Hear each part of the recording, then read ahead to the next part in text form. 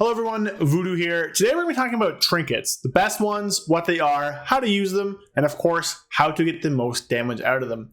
Specifically, we will be covering a lot about Grieftorch because there's some weird tech that's been coming up, but we'll go over everything else as well. So make sure you like, comment, and subscribe. Let's get on to it. All right, so we're going to start off with Raid because I think it's a little easier, and for Dungeon, we're going to do a bit of a deep dive onto Grieftorch. So for Raid, your best two trinkets are going to be Anvil and Grieftorch, obviously here. The reason for this, and I know a lot of people who have been watching were probably like, didn't you say Signet brand was best? Well, a lot of the reason for that is that Dungeon Raid bosses don't actually last as long as we thought they would. A lot of fights coming in at 3 to 5 minutes, some even under that. And Signet brand really doesn't get that good until you're over 5 minutes. So it's really only that useful on those later end bosses. You're probably wondering, well, doesn't Anvil do the same thing, right? Anvil is an unused trinket that ramps up damage over time. And that's true. However, even at 2.5 to 3 minutes, it's still very strong. However, at that range, it can be a bit more RNG. So on fights under that, if you want to go with something like Augury, which has a much, higher floor, I guess you say, than Pocket Anvil does. Not as high highs, and of course, as the fight goes longer, Anvil gets better. But Augury has a great floor. So realistically, there's like a few options for those passives, but Anvil is your all-around best one if your fights are 3 to 5 minutes or longer, basically longer than 3 minutes. Augury is best under 3 minutes. And then Signet brand is a good secondary option if you're doing a longer fight. But honestly, Grieftorch is just so crazy. It's really, really strong. It does a ton of damage, and it gets even stronger with deaths. Now, if you have Anvil, I would recommend honestly just macroing it into Chaos Strike. So if we go up to this target dummy here, you'll see that I'm not even going to use my Anvil. I'm just going to push Chaos Strike and I'll do it in the GCD afterwards. You don't actually lose any damage by doing this because of the GCD, right? You basically use your Chaos Strike and then the Anvil goes off during that downtime where you can't do anything anyways. So you don't actually lose any damage there. Now you do want to use it on pull just so you can get it on cooldown.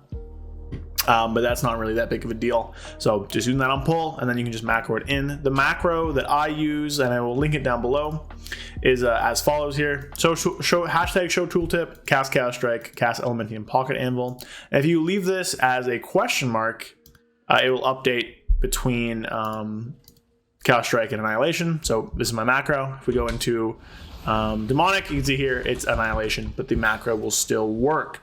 Grieftorch you want to use whenever you have the crit buff up. Generally that's going to be on pull. So you'll do like I guess I'll just wait 10 seconds for Anvil to come off so I can show you guys. But Anvil also doesn't put anything on the Trinket cooldown, which is pretty good there. So you'll start off with like Immolation, Aura, Sigil Flame, use your Anvil, go in with this, and then just Grieftorch. You can see here, crit buff's up, and we're in the whole crit buff during that, and it did a lot of damage. It did about 3 million, 9 hits. Generally, how many hits you get on single target. So that's pretty good. The other stuff, Bomb, I would also recommend just macroing to something like Chaos Strike or Blade Dance. You could just edit the macro to use Dragonfire Bomb Dispenser. This one, but that's kind of it for single target. There's not really a ton of nuances for single target. I just wanted to include this to be complete. Most of the fun stuff in today's video is going to be in the dungeon section. So a quick little aside here to Warcraft logs to show what I'm talking about. Kazara, you can see Grieftorch, and then a pretty even mix between Augury and Pocket Anvil, and of course this is a very short fight. Mal's gonna be the same. Mixture, Experiments is the same, although more towards Pocket Anvil, but it's a very short fight. And then once you get to stuff like Rashok, you'll see that Anvil starts to overtake Augury and starts to make up more of the breakdown. And the further you go, the longer the fights are, and the better Anvil will end up doing versus all these other trinkets here, right? So longer fights, again, 3.5, 4 minutes, Anvil's starting to overtake and do better, and Echo's even longer. Anvil's really good, 58%. Lots of Anvils there. So you get the idea. Longer fights, Anvil better. Shorter fights, Augury better. Both very good, both strong. Grieftorch always. So for dungeons, I would recommend always having an Ashes. Mine's still from last season. I will be buying a Bullion on the Tuesday to upgrade it. I just haven't done it yet. And a Grieftorch. Grieftorch does a lot of single target damage, priority damage, and it can do a lot of AoE, which we'll get to in a second. If you don't want to use double on use, you can use a Pips instead. Pips is a very strong passive trinket. I still have a 4v9 one. I'm using Grieftorch. Pips works great if you have all of the buffs, then Incarnate Icon and OCE would be better than pips, but good luck getting all the buffs in a dungeon. It's practically impossible. So for usage of these, you want to use Ash of the Ember Soul with your meta always, basically with like the first I-beam you do, just like as you start your burst, and then you want to use Grieftorch afterwards as it comes off with your next Vengeful Retreat. And we'll have a whole Grieftorch section because there's a really crazy stuff you can do with it. But we'll just show like a little example opener here. So we'll go in, we'll do Sigil Flame, Immolation Aura. I'm gonna hunt in, pop my Trinket, Fel Rush, that, I-beam, another Fel Rush, go through, do this, backflip, meta back in, boop, and you get the idea, right? My whole stuff's buffed. It's buffed for my entire burst opener, entire burst duration. And then from here, you just kind of chill out. You'll get Grieftorch back. Depends how long and how like big the packs you're fighting are. I would keep Grieftorch for VR CD. Generally, you want that because of the crit buff. We'll let our Immolation Aura blow up, and we'll backflip, and we'll VR. Boom, boom, boom, boom, boom. Now, I stood still there, which is incorrect, but Grieftorch still does a lot of damage. So you have 15 hits, pretty solid. So that's kind of like a generical opener with all these trinkets, but we're going to skip ahead here. I'm going to wait till my CDs are off. We're going to meet you guys in Algothar Academy. I'm going to show you something crazy you can do with Grieftorch that makes it by far one of the best trinkets you could ever have. All right, so here we are at Algothar. We're going to grab our Verse buff just to help me kind of live. It's also because it's our best buff if you weren't aware. And here's Grieftorch. So Grieftorch is an on-use 2 minutes, reduced by deaths by 90 seconds, which is pretty good if you're pugging or with people who aren't that great. And you do 1.1 million fire damage to your target with a chance to strike nearby enemies for additional damage. So you do 9 hits to your target, and each hit has like a chance to hit something else. So generally only hit like 18. However, there is a very strange bug, which I'll explain as we go around and pull this pack. So we're gonna pull half this stuff here. We're gonna leave this Lasher pack over there just because I don't want to do the entire dungeon, but there is a bit of a bug where I think it's a bug, but basically if your target is moving and you are also moving, Grieftorch will do more hits. Now this is best whenever your target is in the middle of a pack. We're going to do this and I'll show you. This is me not moving, and my target died, but you get the idea. Not moving, 15, 18 hits, not many hits. You just kind of stand there, you don't get a lot of hits, you're not moving. So that's it as a baseline, right? 15 to 18 hits, but the faster you're moving, or the more weirder ways you have increasing your speed, then the more hits you're going to get. Now, it's hard to set up by yourself when you're pulling the own pack as Havoc. It's kind of difficult to do, so we might not have the best results today, but it does exist. It is confirmed. I'll show some logs from Shad at the end with like 95 hits or something like that. But we have a ton of ways to do this. We're going to show you a few today. One of them you can just do by moving around. I guess I'll grab the pack and show you. But we have those 15 to 18 hits is generally our baseline, right? So we'll pull this pack. Now, the trick here is that we think your target has to be moving, and you really want it to be at the center of whatever you're like targeting, right? So we're gonna try and just have this Vile Lasher cast. I guess I could just probably do this right now. There you go. So he's casting. He's in the center of everything here. Obviously, this is heroic. If it's not heroic, I could just target kind of whatever I wanted to. So we're gonna pop Netherwalk, and then we're going to Grieftorch and just kind of run around. And you can see there that we had 79 hits and everything is back practically dead here. So that is not normal, right?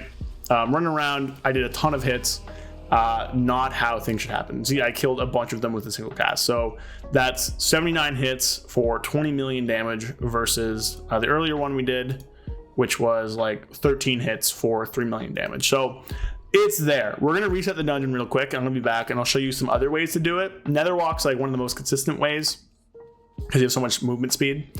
But of course, like, do you really want to be spending your best CD to do that? I don't know. So we'll be back. I'll reach the dungeon and we'll go again and I'll show you some different ways. All right, so we're back. We're gathering the pack again, and I'll show you the other most consistent way that I've found, which is backflip into glide, because you can glide while you do Grieftorch. So we'll try and round up the pack again, of course. Hope I live. So we're gonna just target something here, or like this Skitterfly. Backflip, Grieftorch, and then you can do a little bit with like the glide momentum. Now this one wasn't as good, 7 million, but 25 hits. It's a lot easier when the pack isn't chasing you and trying to kill you. You can do easily 95 hits that way. We'll show the Shad stuff. This works as well with like Fel Rush. Fel Rush I find to be a little harder, but those two methods are a lot easier to show when you're not having a pack chase you, right? When you can kind of keep your camera angle and momentum and do the right thing. But right idea here, we're having Grieftorch hit for 25 times, which is a ton.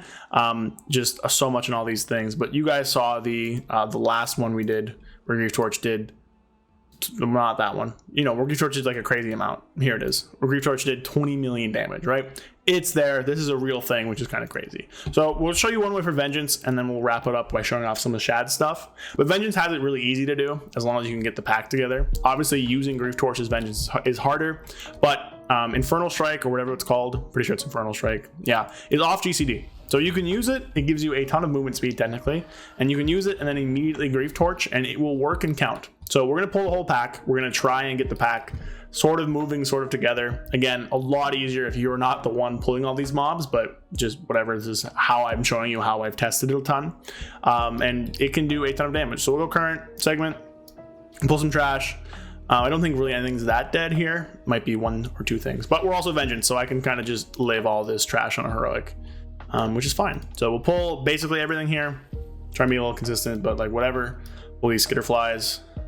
I can probably chains everything and group it up. Chains also works, although I might be in, yeah, I'm in raid talents, so that won't work. But we'll target like something in the middle here.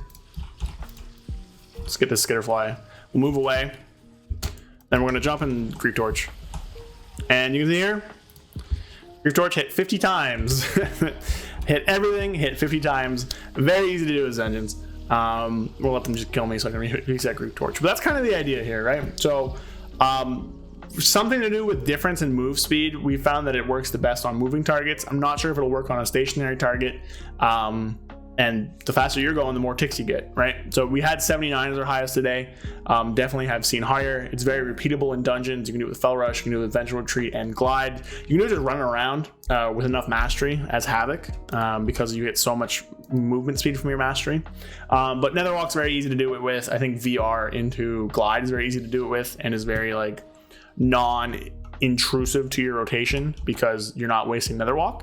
But yeah, those are really easy. So we're gonna hop over to like a quick little like blog, I guess, of Shad's. I'll show you what happened for his Brackenhide, and then we'll end off the video. So these are logs from Shad or Shatterwreck, and this is just looking at Grieftorch damage, and you can see some of these massive spikes here, right? So he got it to work like 3-4 times really in the entire key. So it's not like 100% all the time. There are some weird stuff that has to happen, but it does give you a ton of damage, right? Like look at this first this first one here where it's doing what, well over 100k DPS from just Grieftorch, which is crazy. There's two pulls here where it's doing like around 100k. This one's doing like 50k. So one cast Grieftorch is crazy. There's also one in this Brackenhide here where he got a massive like almost 200k DPS blip from Grieftorch. The rest of them didn't turn out as well. It does definitely take some practice to do, but you can do a lot of damage here. If we just get rid of Grieftorch and we just kind of look at the breakdown of his Grieftorch damage, it's roughly like 5.5%, with most of that happening in that one kind of AoE scenario right here. Grieftorch here, this one was able to do it more times, is 7%. So you can have a ton of damage from this Grieftorch if you're able to master it. So I would recommend going out and doing that. You can go do the AA pulls I was doing as a way to practice it. But Grieftorch, while you're moving, even just running around, never stand still to Grieftorch. You got to always be moving. Ideally with more movement speed. I think Roar and like the Zephyr Potion also work. I haven't tested it, but it will work because Netherwalk works, which gives you 100% move speed. So the more move speed you have, the more damage you do with Torch, and the more like momentum and forward motion you have against versus another moving target, the more AoE it does, which is very weird. It's weird that it works that way, but it's how it's currently working. If this is a bug, it might get fixed, but for now, go out and do this. So that's kind of it for like the trinket video. I know a lot of it is just like use these trinkets, here's like a macro, but I did want to do a deep dive into the Grieftorch thing, and I wanted to kind of include the other trinkets as well. So hope you enjoyed. Let me know if you have any questions. Let me know if you've been able to do this more consistently. And yeah, hope you guys enjoyed. Like, comment, subscribe. See you guys around. Peace. A big thank you to all of my channel members. Thank you Sky Elk, Andrew Keenel, 100,001 Zans, Brad Wisniak, Felfa Darren Dark Terror, and Magic Man 133. Thank you all so much. If you want to help support me and help fund the channels and the videos, follow the link in the description to become a channel member and get some cool perks in the process. Again, thank you all so much, and I'll see you guys next time. Peace.